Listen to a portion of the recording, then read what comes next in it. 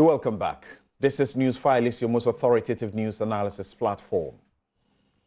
And as I wait for my panelists, I have one of them in studio. Let me go to Samson'S take. And I title my take, Hope to Interns, Uninspiring Law Enforcement Chiefs. I went to Legon in 1999, desiring to become a lawyer. Ultimately, I left Legon with a dream, though undergraduate law was halted about this same time. But my literature and English teacher, Seidu, advised it would be great to start the journey picking courses in the humanities, including classics and English.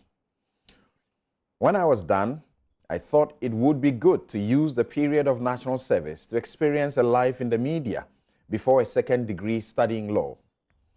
I held on to the dream even though I started paying my own fees in junior secondary. It was a struggle and it was grace. I still don't know exactly how to leverage on friendship, seek favors, or use protocols even when offered. My brain seemed programmed to due process and merit. So after barely a week in Love FM's newsroom, editor Saeed Ali Yaqub sent me out on assignments and alone, but with sufficient instructions and guidance. And I wasn't a dummy, so the results got me immediately filing reports to the almighty Joy FM in 2003. In the fourth month, Kweku Sechiado told the BBC I could cover a major celebration of the Asante King at the sports stadium for them. In the sixth month, the BBC would hand me a job, and I remember the feeling earning pounds sterling, report after report, mostly done with little or no supervision and hardly edited even by the scrutinizing editors at the BBC. It wasn't long before managers at Multimedia Group Limited came to Kumasi demanding I moved to Joy FM for bigger assignments. That's when I knew a diligent intern could achieve beyond their wildest imaginations. When I signed the contract, came to Accra, and Kweku gave me the guidance to open a forex account at Barclays Bank, I went home, used the laptop in the kit I was handed to access and read very carefully Kweku's reports, especially. Internship was the only journalism school, and it was work, fulfilling work. This week, an intern, a national service person of one of Nigeria's biggest TV stations, Channels TV, was shot while covering a protest by Shiite Muslims, and when they clashed with police in Abuja. He died. This week, Ghana's sanitation minister was angry Adom FM would demean her quote-unquote high office by assigning an intern, Rahinatu Abdul Bach, to interview her. The communications minister, who in opposition insisted she had no regrets calling a sitting president quote-unquote a thief, urged her colleague ministers to take a cue while complaining about, quote, nauseating chronic disrespect for political office holders, unquote. I don't have any problems with a politician or anybody declining interviews with interns. The manner they elect to do so could be such that it doesn't leave immortal psychological bruises.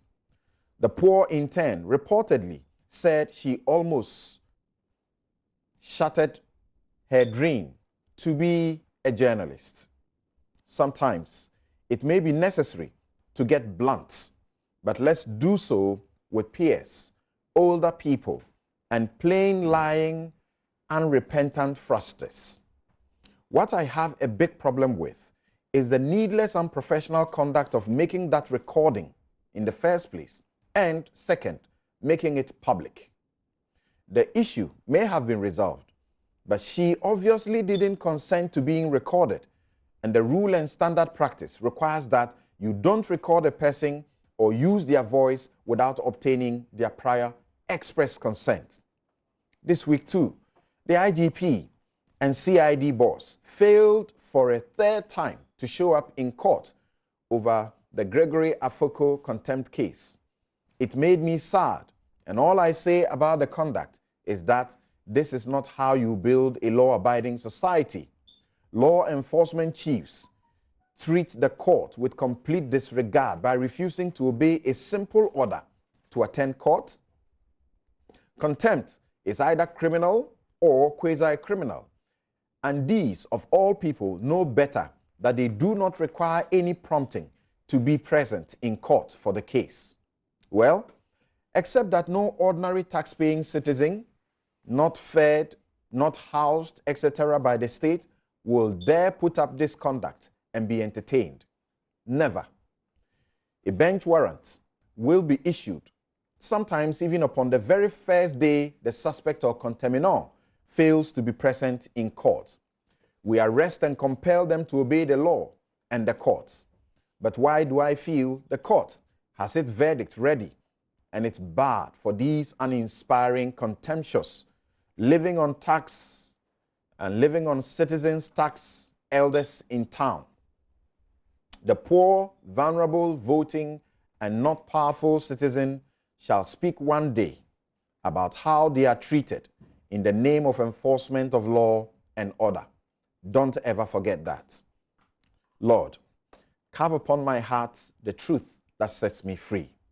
My next take should be on the NMC settlement panel ruling on the militia documentary.